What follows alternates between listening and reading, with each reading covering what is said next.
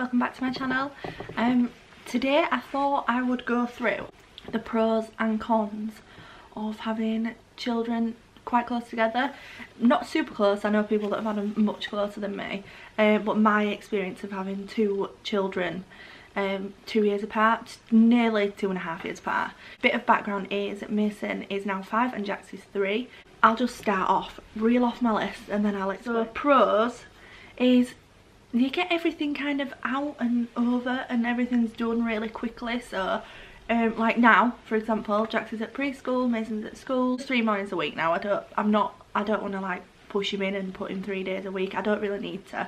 And Mason's in year 1, so that's one good thing. I kind of feel like it was such a blur at first, and the first 2 years I thought, how the hell do I get through this? No sleep, nothing. But now they both get up, they both get dressed themselves while I'm getting ready, and they both sit and eat the breakfast, get their coats on, get their shoes on, walk to school. The school and the preschool is in the same, you know, Mason off, drop Jax off, and then I pick them both up.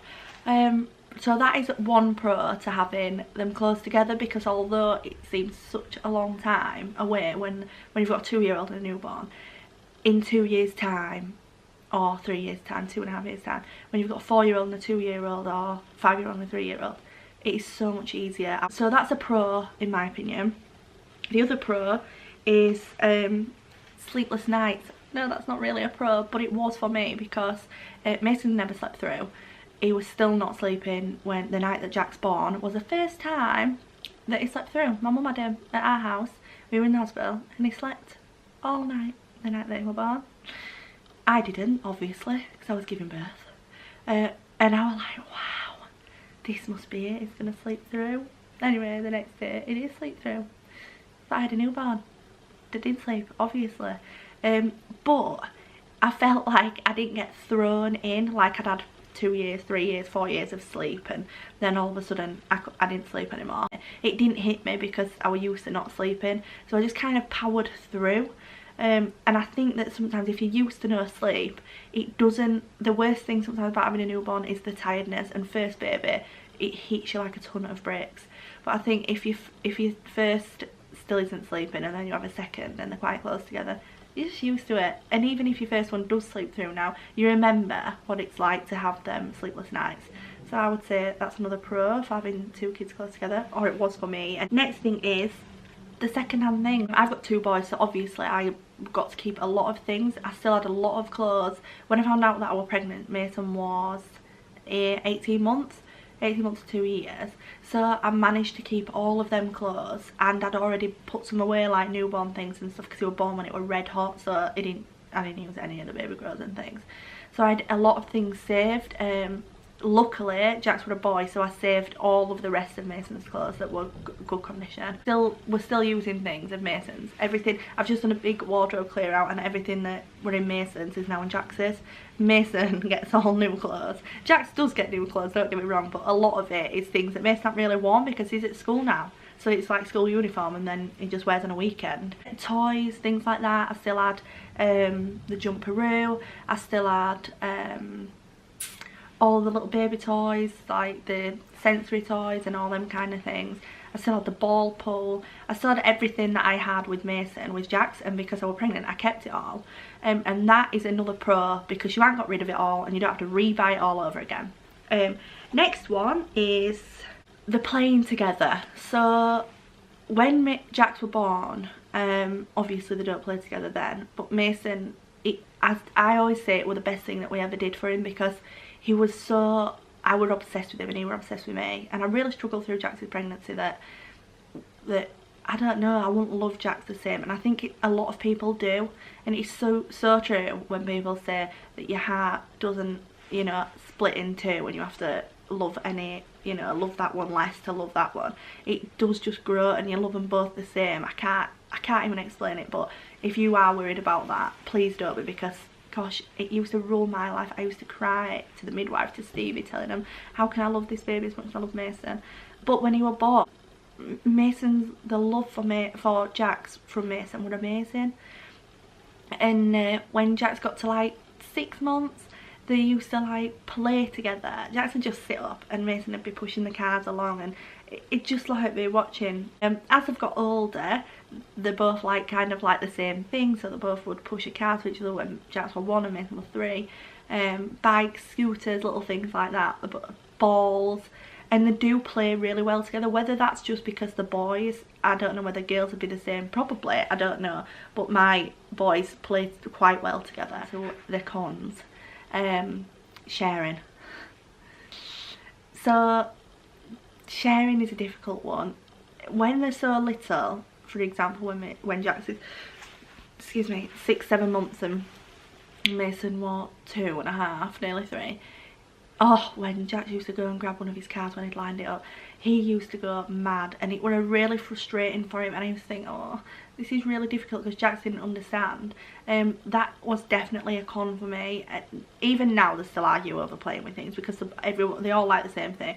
So if one's on, so Jack's got a blue scooter, Mason's got a black scooter. If Jax jumps on Mason's black scooter, he's like, no, no, no, that's mine, and vice versa. So the sharing, they do share relatively well, but it is an extra stress for you as a mum when you're trying to get things done and there's something going on because they're not sharing. But I guess in time they'll learn, and they have learned. They got a lot better as their understanding gets better. It does get better.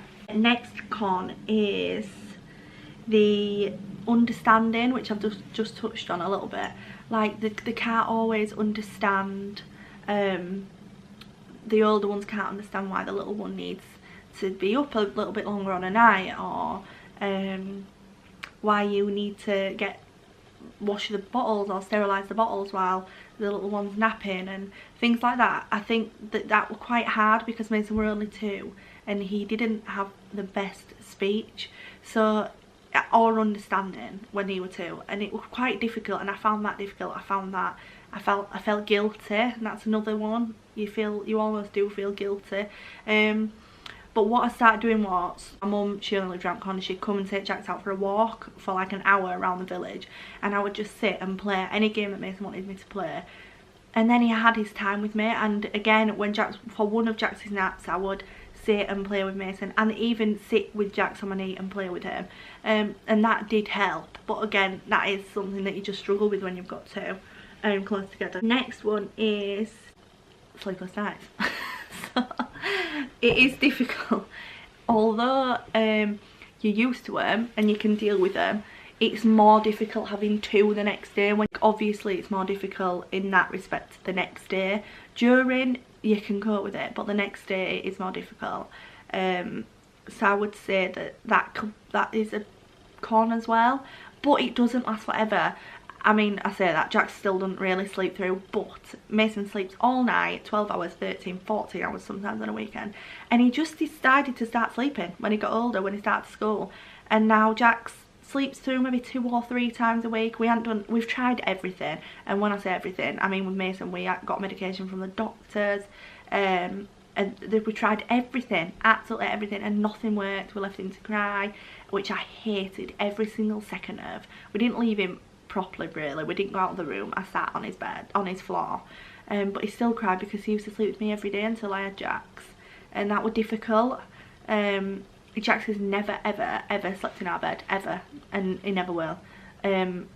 We tried when he was poorly, because so we needed to keep an eye on him with his temperature and things, and he could not do it. He couldn't sleep, so we ended up having to put him in his bedroom, and then I slept on his floor. So that's like another thing. I'd say the good thing is, you know, not to make the same mistakes as what you did, because I knew that I was never going to let Jack sleep in our bed, because I'd let Mason sleep in our bed and I got him into this situation. Me, not him. I'd done it by letting him sleep in my bed, not thinking about the future, and if we did have another one, he couldn't carry on sleeping in the bed, could he? Realistically, because it'd disturb him all night with the baby. I say, if you're having 2 close together, go for it.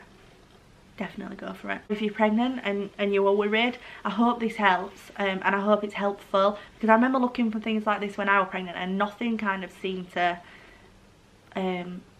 help me. In fact, it made me more anxious. Okay, so thank you for watching, guys, and I'll be back again with another video very soon.